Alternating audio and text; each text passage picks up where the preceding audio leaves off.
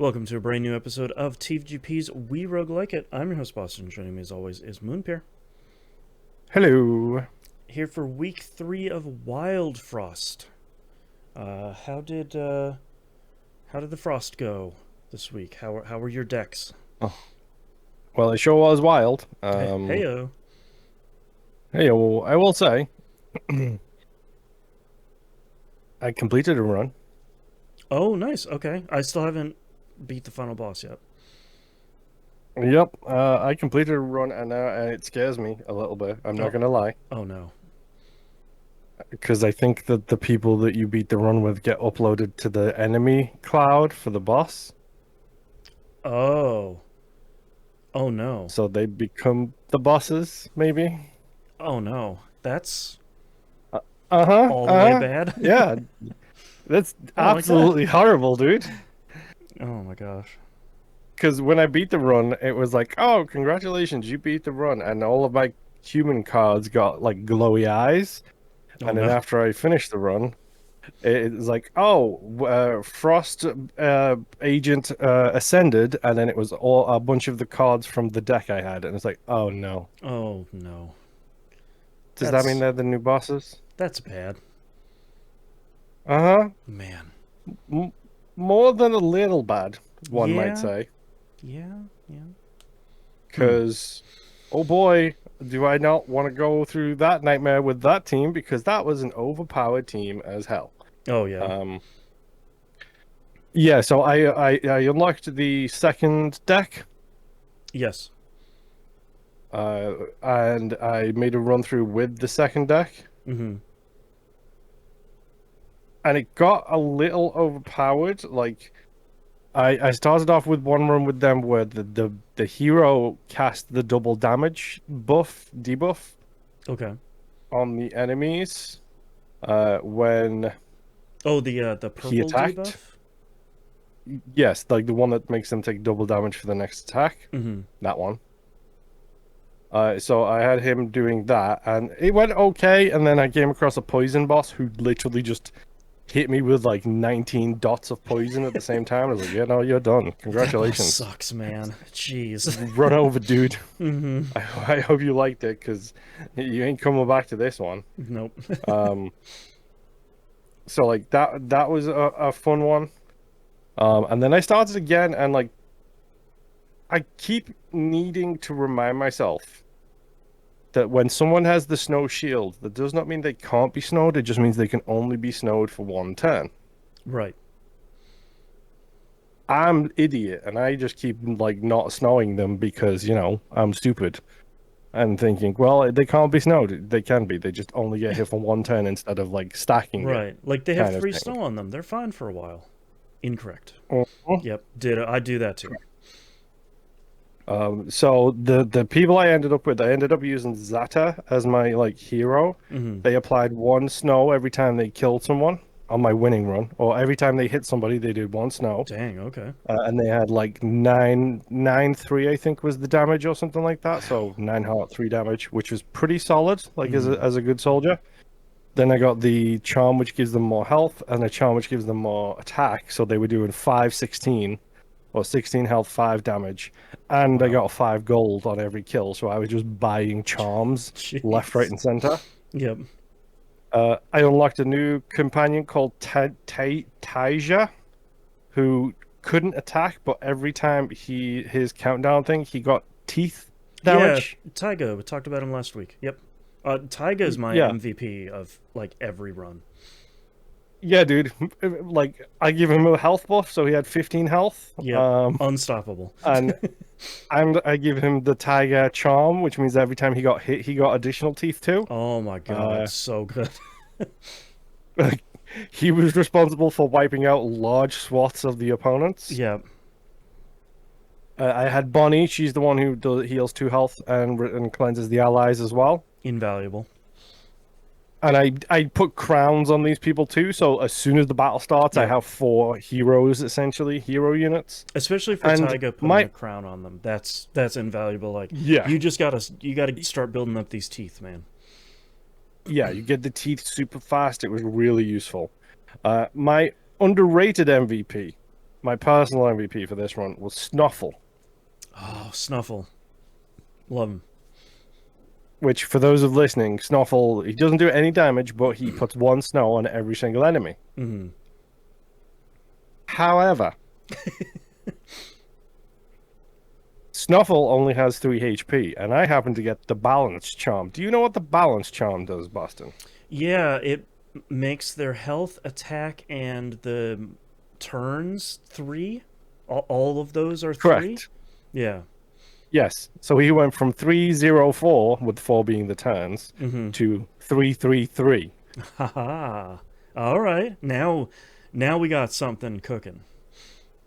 And I gave him a charm which gives him frenzy as well. So he Oh, does 2 jeez. attacks. Oh boy. Okay. You can see where this is going now. Like I was the status like king essentially. Yep. Stomping through the rest of that game. Uh-huh. And then, I give my hero a charm which blocks all incoming damage just once. The Yep. little block thing for Yep. one. But let me tell you about the secret MVP of the Shadowmancer's deck. Mm-hmm. The Blank Mask. The blank mask. Okay. Yes. So you start with the Junjun mask, which is the one that summons a little rabbit thing. Yeah. The shadow dancers are a little weird because they don't seem to attack specific people. They all seem to have aimless, so they just attack anybody essentially. Mm-hmm. The Blank Mask is a consumed card that when you use it creates a copy of an ally. Yeah. Okay. Now I remember that card and how unbelievably strong it is. And it summons a copy of them at their current state as well. Oh no. That's real good. So, like, if someone has, 15 teeth, for example, you can summon a 15 teeth Yeah. Taiga.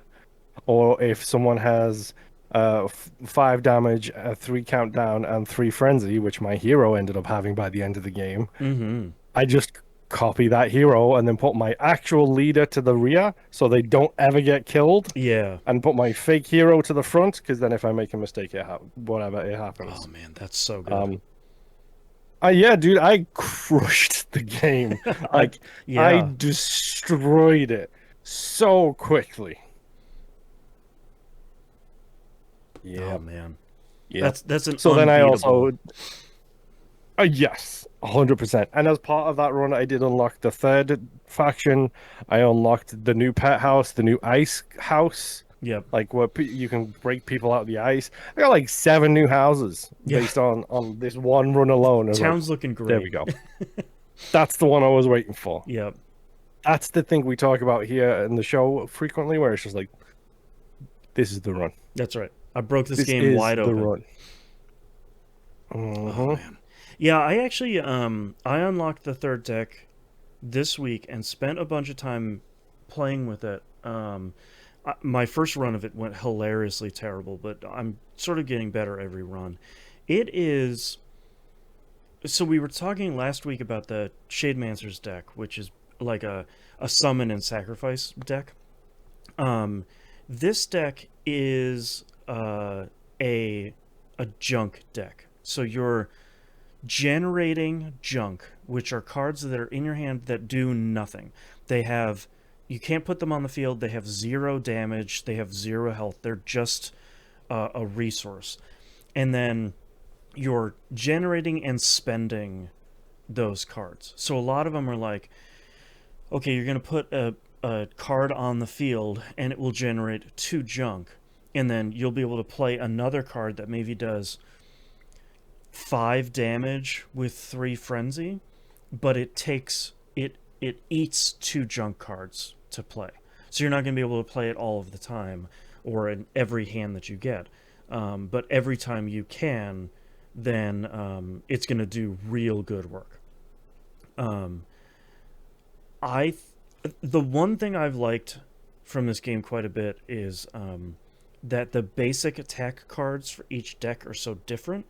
Like the starting deck is just, hey, they do, I think, what is it, 2 damage or something? Um, the Shademancer's deck is they do more damage the more cards you have in your hand.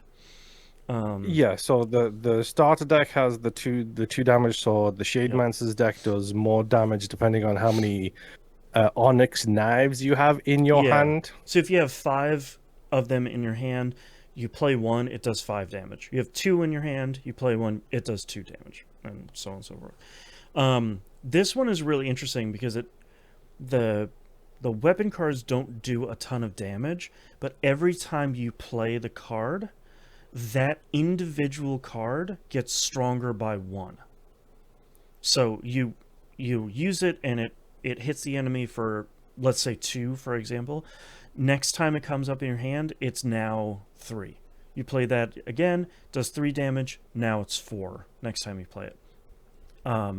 What I didn't realize until I tried something that seemed dumb was I put I think it was a charm on one of those cards, and it was a frenzy charm. I was like, well, worst case scenario, I'll just attack twice with one of these cards, and they'll do a handful of good damage.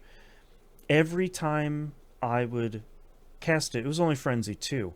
It would attack for, let's say, 5, and then get stronger, and then attack for 6 and get stronger again. So every time I play it, it'd do double damage and get stronger by 2. I was like, Nice. okay, now I can see breaking this deck wide open. And there's some really interesting cards in there. Of when I was streaming it this week, I was trying to do the thing of like, I this is the first time I've seen a card. I'm just going to grab it and see what it's all about. Like, I'm not super worried about how much does it synergize with stuff in my deck, because you kind of never know if it will or it won't. And there's a lot of really interesting stuff in that deck of like, yeah, this dude has 5 of the like wooden health, and it attacks every single turn and does 2 damage, but after 5 turns, it dies essentially because the wooden health ticks down every single turn. I also like the fact that the wooden health takes 1 damage no matter how high the number is. Yes, and like that's a lot of what you can get into with this deck. Is like you can have a lot of summoned cards that don't have any health, but maybe they'll have like 3 wooden hearts. And it's like, all right, well, I'm fighting a boss that does 20 damage every single turn. I have to put this card in front because nobody else in my deck can take 20 damage. But the boss hits this card and it just does 1 wooden health. It's like that's a good deal. No matter how you slice I it. got into a panic situation with needing to snow a boss who had 67 damage at one point, and I was just like, he's got Frenzy 3 and 67 damage. This is my life is flashing before my eyes here. Like this is serious, man. I need snow. Give me all of the snow. Yeah. So yeah, I'm having a blast with that deck. I really like that each of the decks feels significantly different from each other, but I don't feel like, I feel like when we play some roguelikes, we get into the position where it's like, oh, well, okay, like this character is meant to be like the meme character, or like, oh, they're not actually really good. It's like Dan from Street Fighter, about like, well, they're not really good. We trained them wrong as a joke.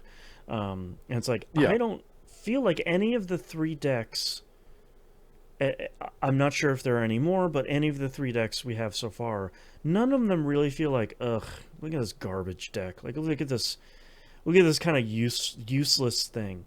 And I think that's kind of a big achievement. Is I feel like that's not the thing we run into that often. That makes me pretty happy. I'm trying to think of what else happened this week. Honestly, I'm just having a blast playing this game. I feel like for me, this might be the kind of like gateway deck building game. Like it's It might be. I think it might be a good one of those. Yes, because yeah, it doesn't feel super punishing. It doesn't no. feel super difficult. It feels very Quite accessible. frequently, yeah. And again, it's downright gorgeous. It really The is. animations, the art style, Yep. everything is so great. Yep. The soundtrack is fun, like all the characters are fun, like none of it is really too offensive or anything. Like it's I'm just having a really good time playing it, and I feel like this might have been the game that I should have started with for deck builders and then move on to something else like Slay the Spire after that. Because Mhm. this feels very much like, oh, okay, I kind of get what we're going for with the deck builder here, in a way that feels pretty exciting. Um, Yeah, all right, any final thoughts here and for like week 3? it has the bars. Yeah, Like it has those bars that we love so much, and seeing I them love filling fill up bars. is just so good. Especially when I had that winning run, and it was just like, yes, Mm-hmm. yes, Yeah. this entire thing has has turned out to unlock me so much additional stuff, and it's clear, crystal clear as well as to the unlocks. Like, do this 5 times to unlock the next thing. Yep. Like, I struggled with putting people back away, and then I remembered to do it in my winning run. I was like, yeah, I saved a card like 3 times. Mm-hmm. The Tiger card that I got was injured, and then I put him in my deck and healed him, and he survived the fight. So I got him at full health for the next game, and I was like, yep, Nice. great. Yep. Yeah, I like the bar filling and then the kind of challenge row of statues all the way at the top of the village as kind of an extended tutorial as well of like, okay, if I want to unlock this next thing, I need to equip 10 charms. Or like you said, you need to shelve 10 characters, like take them back into your hand while you're playing. Like you need to get into the habit of doing that, both from like a pull your cards back to heal them standpoint, but also like take advantage of all the mechanics. And you can't Hmm. ignore this mechanic, and you'll be using it until you get good with it and realize, oh, that's just kind of something I'm doing all the time. Yeah. It's really smart from like a tutorial standpoint. This game's really great. I'm having a really great time with it. All right, that's all we got for this week. Thank you so much, everyone, for listening. We'll see you all next run. Bye. Bye.